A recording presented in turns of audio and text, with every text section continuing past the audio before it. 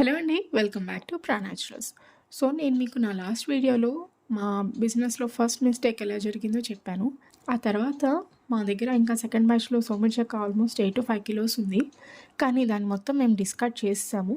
ఇది మా business start చేసిన తర్వాత ఫస్ట్ లాస్ అని చెప్పాలి.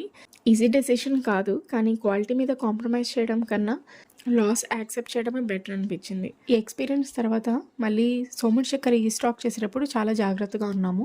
చాలా జాగ్రత్తగా స్టాక్ని సెలెక్ట్ చేసుకున్నాం.